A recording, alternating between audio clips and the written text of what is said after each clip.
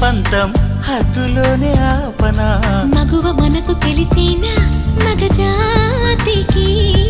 మొగలి మొనలు తగిలేనా లేత సోయగానికి కూత దేనికి